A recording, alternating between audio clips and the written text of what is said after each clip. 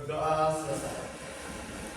Nah, minggu lalu kan kita sudah menyaksikan dari nominasi 10 besar stand up comedy. Dan selamat kepada 5 orang yang masuk ke 5 besar yang akan tampil pada hari ini.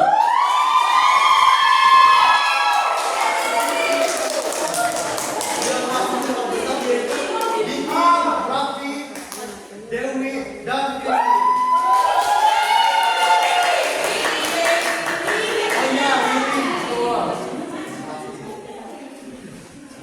Kira-kira siapa ya yang akan dapat juara 1?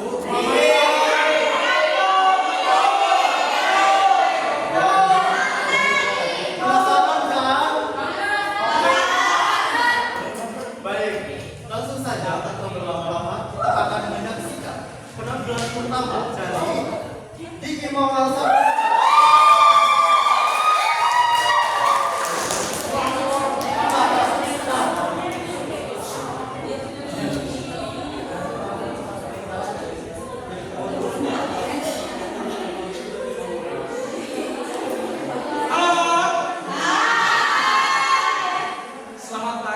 Selamat sore kaum pemuda.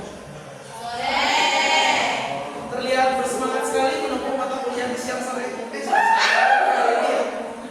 Baik, saya berdiri di sini karena saya disuruh berdiri, bukan karena saya sendiri. Jadi, teman-teman, materi stand up saya pada hari ini adalah tentang apa itu perang gabung. Jadi, teman-teman, dari yang saya ketahui sebelumnya tentang perang gabung ini adalah perang. Saya kiranya gitu. Saya kira ada orang bawa pedang di tengah-tengah lahan gambut.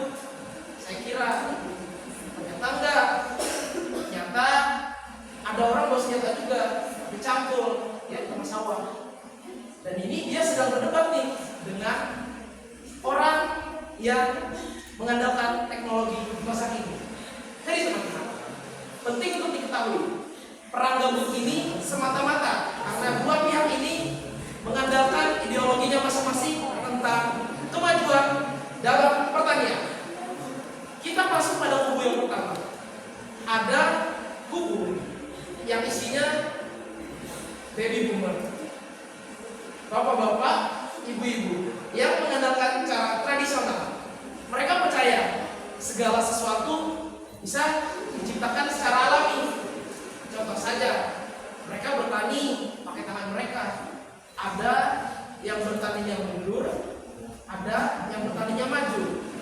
Itu yang maju biasanya yang nggak lihat orang petani asli kerja, namun dia ingin gimmick di depan kamera. Jadi teman-teman, perang-perang ini itu menciptakan beberapa pesan-pesan. Sebagai contoh, anak muda di sini sangat mengandalkan teknologinya. Mereka sangat percaya dengan teknologi ini.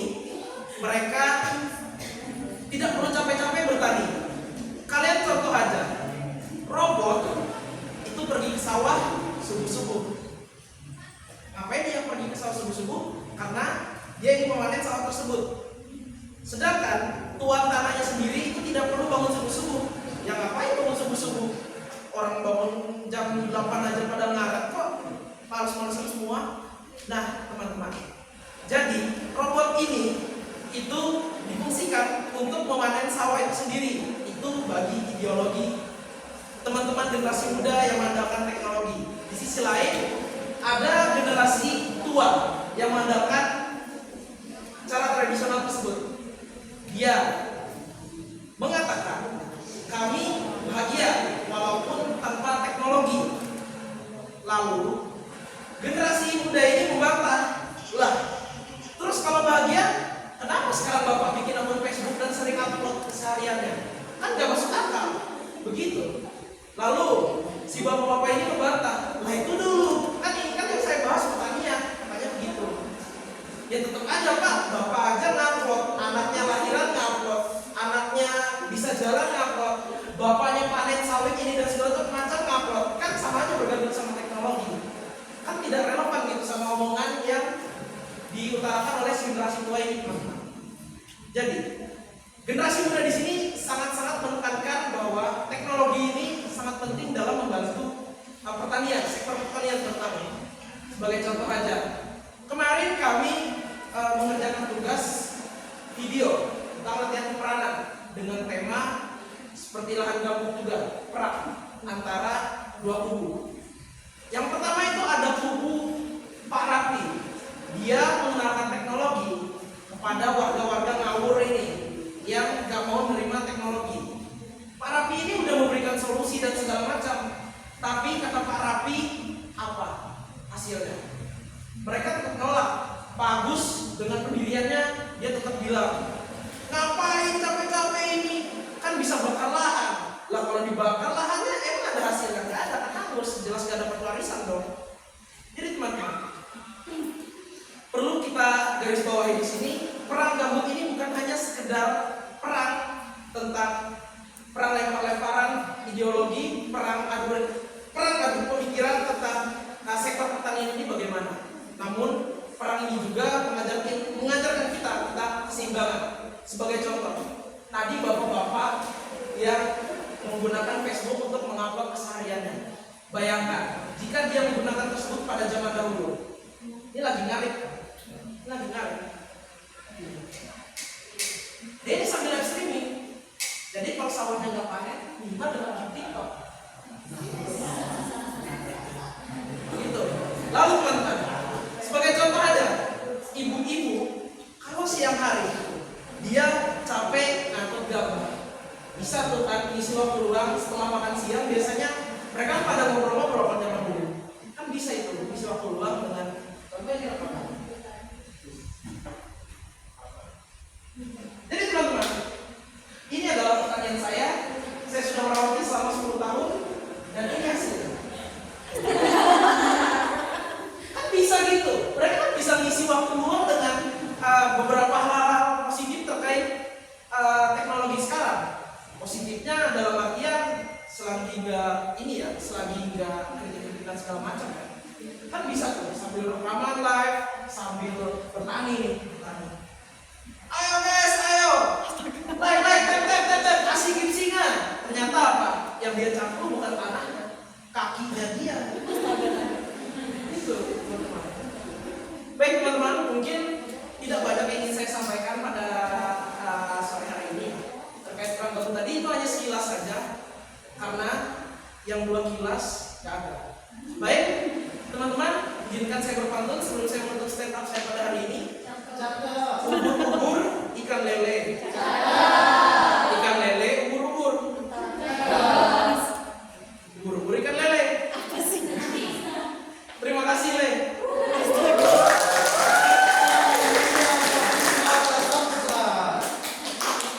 Ubur-ubur ikan lele. Lupa katanya. Lele ubur-ubur.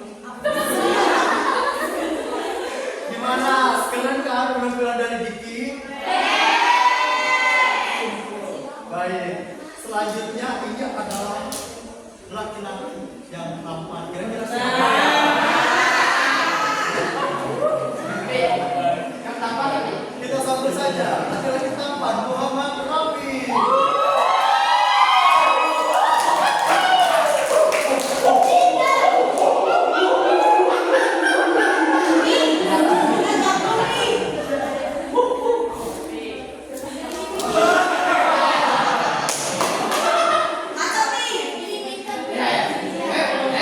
Halo semuanya.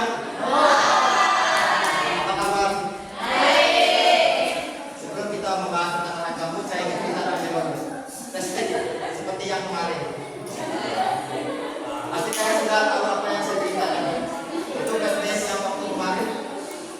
Nah, waktu kemarin kan itu biasalah ada saudara Ginoar Penapari. Katanya gimana?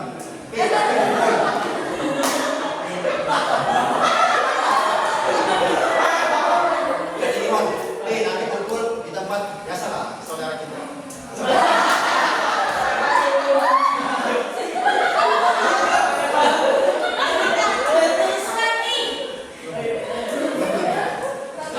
Sabar.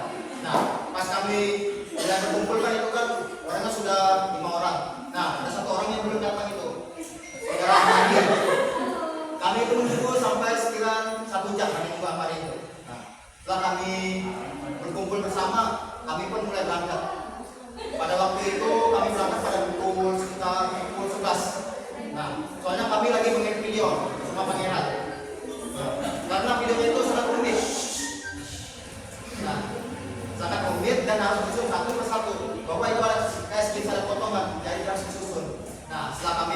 kami mulai berangkat itu.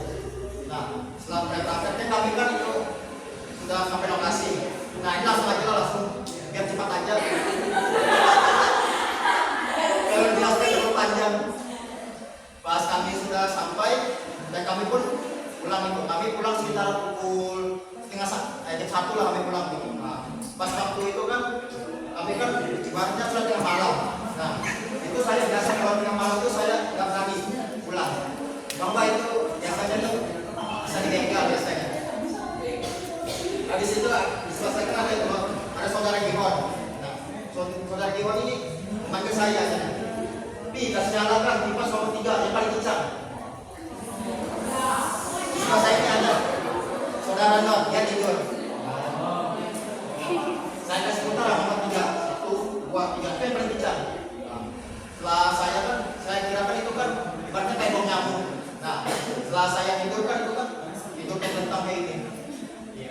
Pas sudah ini tested dikeluar kembali ke saya dapat kombinasi 5 besar sama pedilah. Nah, lanjut lagi lah lanjut. Itu kan saya tidur tuh waktu subuh tuh. Waktu subuh saya tidur tuh. Kipas angin ini kencang. Nah, tiba-tiba pas waktu subuh tuh kayak gitu, saya kayak gini. Habis itu ada saudara lo tinggal gini. Kata lo kita tidur kayak gini, tapi dia bangun. Kata lo, woi Pi, bangun. Payah nih, lagi tidur juga nih. Sudah bangun.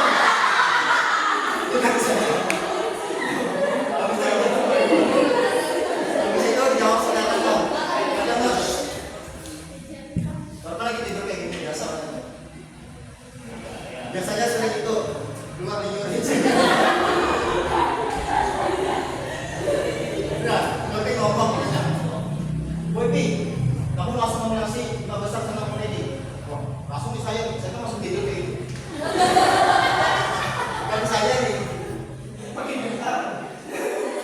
Saya bilang dengar, alah, ibu. Nah, saya bilang kan, saya bilang, kata Not, jujur aja, coba jangan lihat mikro besar tuh. Saya kan percaya tadi kan, saya percaya. Biasanya dia kan sering ikut tuh. Pas saya buka, masuk. Pasti tampil lagi. Setelah sampai di situ kan, lanjut lagi pembahasan tentang lahan gambut. Biasalah, kita bahas tentang lahan gambut di perkebunan kelapa sawit. Ini kita sudah balik kayak kemarin lagi waktu liburan. Waktu liburan semester kan, saya kan biasa balik ke kampung. Nah, pas waktu saya balik ke kampung kan, biasalah suruh kayak saya kerja biasanya. Suruh panen di lahan sebagian besar itu di pasang gambut, sebagian besar itu. Nah, saya kan ini biasalah pakai sepatu di bawahnya ada duri.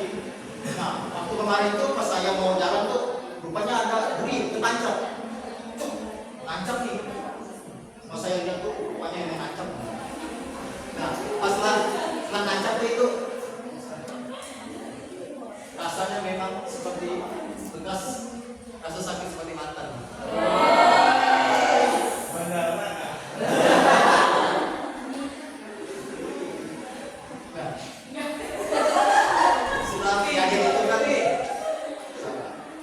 Setelah kejadian itu kan, kebetulan ada teman saya nih, bernama saudara Amadi. Saudara Amadi nih, mata mandi. Katanya, Woi Pi, gimana nih cara mengatasi penanam sawit di lahan gambut sebagian besar itu atasnya kayak berair. Saya ini kayak belajar dari pengalaman aja, gak tahu ini benar atau salah. Nah, saya bilang lah saudara Amadi.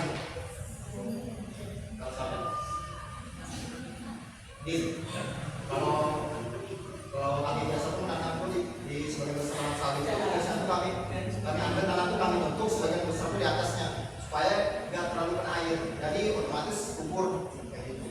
Tapi saudara kali ini keras kepala, dia datang lagi tuh pas kemarin tuh anaknya lagi, ya saudara kali, itu saudara kali.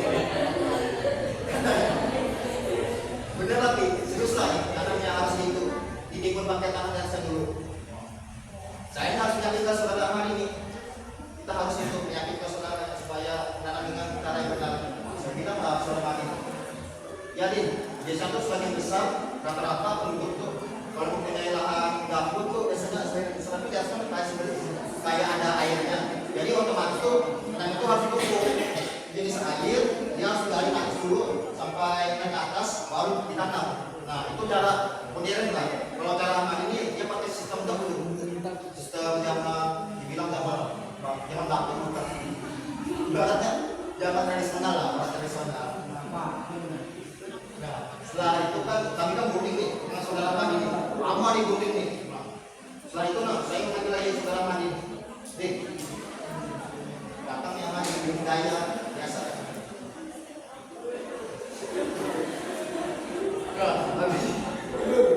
Nah, di sini kan kami kan ngobrol bahas tentang lahan gambut lah, sama yang seperti saya bahas tadi. Nah, kebetulan itu saya itu mempunyai rekan kerja. Nah, rekan kerja saya ini ada bernama Pangeran, ada Diki, ada Yudo. Nah, dari 3 orang ini ada 1 orang yang pintar. Nah, dan yang pintar dia bisa mengelola itu perkebunan dalam gambut. Nah, cara alternatifnya itu menggunakan drone. Nah, ini saudara kita bukan saya nih, ada saudara Pangeran, Diki. Nah, itu kan saya kan menyuruh saudara Pangeran, kata saya Pangeran, saya ini kan bos, menyuruh saudara Pangeran, nanti tolong setelah bahas akan gambut saya menggunakan drone. Nanti siang saya akan melakukan penumpukan menggunakan drone. Pangeran ini dengan ciri khasnya.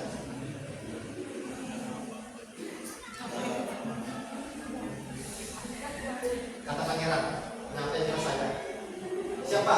Nanti saya akan laksanakan tugas dari Bapak. Setelah itu kan udah boarding tuh, kita boarding.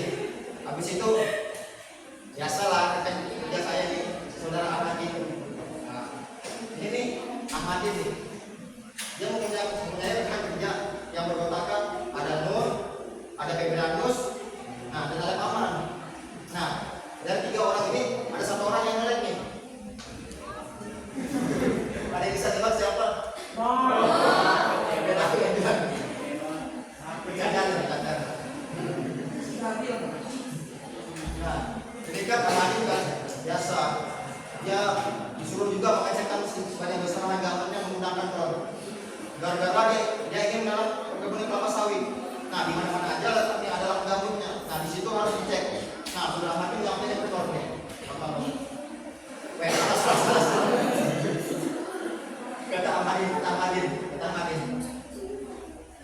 Dia bilang nih ke saudara Nur, kata Ahmadin, Nur, nanti tolong cekkan kebun saya menggunakan drone yang sebagian besarnya lahannya itu berisi lahan gambut.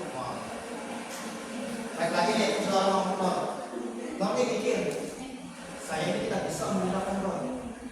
Dia mikir dalam hatinya tuh, langsung sampaikan lah ke saudara Ahmadin. Saya ini tidak bisa menggunakan drone, saya harus belajar dulu. Setelah sampainya kan, kata lagi saudara Ahmadin ini berdiri tegak nih. Kenapa saudara Muhammad Nur? Apa aja kerjaan Nur selama ini Nur? Dan Nur. Maka kita ini eksplor yang malam. Itu kan Nur. Nah, setelah itu selesai kami berunding-unding, akhirnya kami memutuskan lah dengan saudara Ahmadin ini. Memutuskan bahwa kami ingin membuka lahan bisnis lah. Lahan bisnis kayak perkebunan kelapa sawit di lahan gambut. Nah, kami itu berbincang-bincang dengan saudara Ahmadin ini. Gimana nih caranya kita menanam itu sagu di perkebunan kelapa sawit? Nah, saudara tadi kan sudah saya jelaskan cara menanam di perkebunan kelapa sawit ini. Nah, saudara Ahmadin ini paham juga nih. Dan, wah, kalau kita buka lahan sawit nih 5-10 hektar nih, wah besar pengaliran nih. Uang bisa mengalir cuy. Bayangkan jika dibuka lahan sekitar sedikit aja lah, 5 hektar lah, 5 hektar ditebang lahannya diganti dengan pohon kelapa sawit. Wah, itu biayanya itu udah penghasilan cukup besar, malah lebih dengan penghasilan lah. Ibaratnya kayak 5 ton harga 3.000, 5 kali 3 15 juta. Wah, itu biasanya 15 hari sebelum panen. Wah, satu bulan itu bisa dapat 30 jutaan lah. Nah, ini berbincang dengan saudara Ahmadin ini lama. Wah, saudara Ahmadin ini bilang ke saya nih,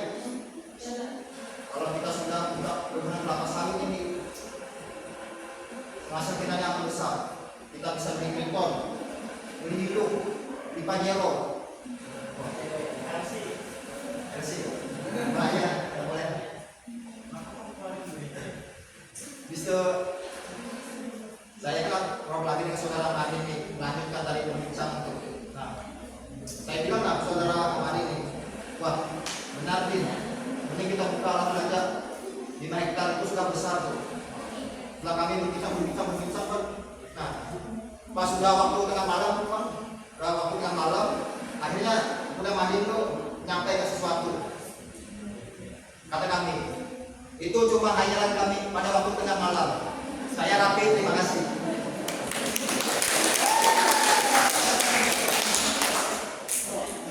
Penampilan dari Muhammad Rapi.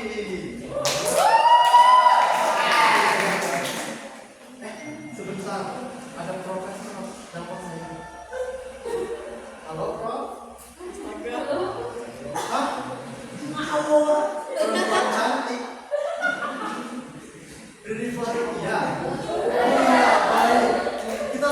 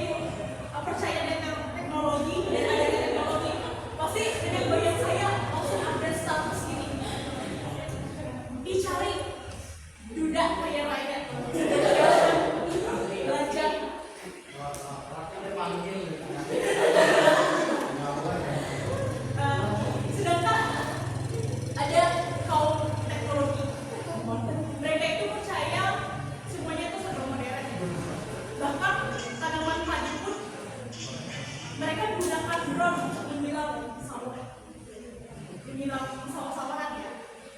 Nah,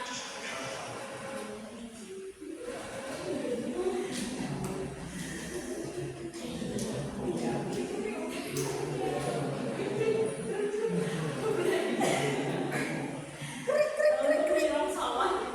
Nah, orang yang serba berteknologi, orang yang serba modern itu, dia itu kan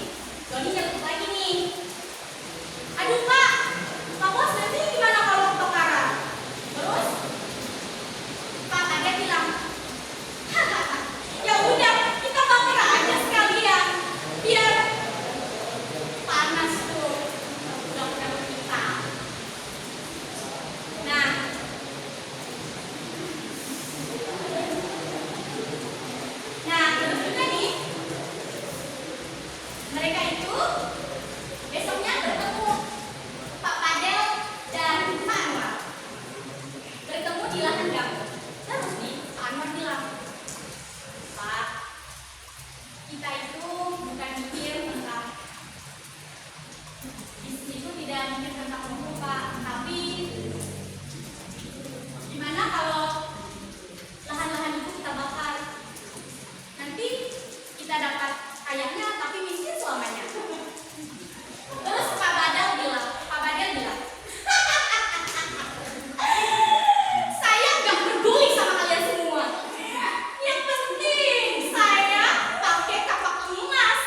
Terus pakai kalian pakai kayu paku.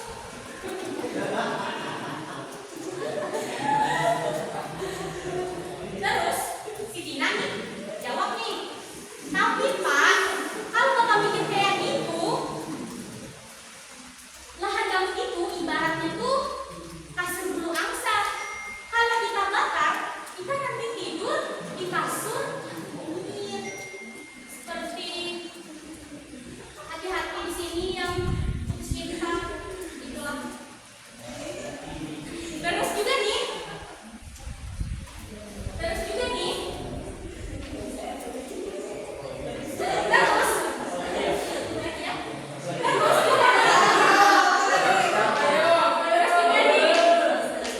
juga nih nggak selesai jawaban tadi. Terus juga ada si Doni nih. Nah, si Doni itu nyeletuk nih. Tapi Pak, kita coba pakai sensor tangan. Terus Pak Badar bilang, halah, sensor-sensoran. Dulu kita makan aja pakai tangan, bukan pakai kaki. Tahu deh. Pakai sensor tangan maksudnya.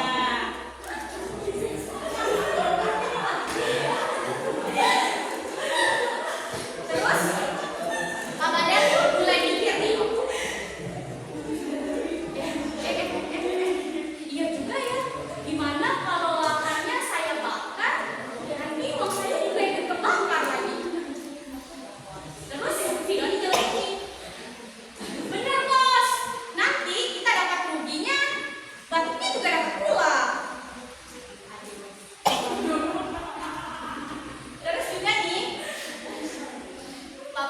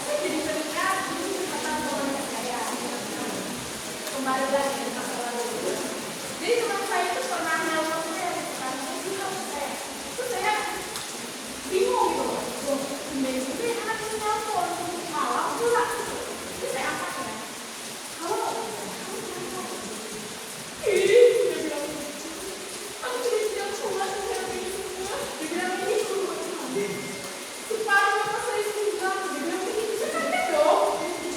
Kenapa sampai separuh saya bilang gitu? Terus dia bilang lagi, tadi saya habis kerja ini sama pacar saya makan bento di kampus. Lah, saya bilang, terus kenapa kamu sedih? Saya bilang, kenapa saya bahagia? Terus saya bilang, habis itu lagi mesra-mesraan ke sopan bento. Tiba-tiba dia izin, mau les saya, dia bilang kayak gitu.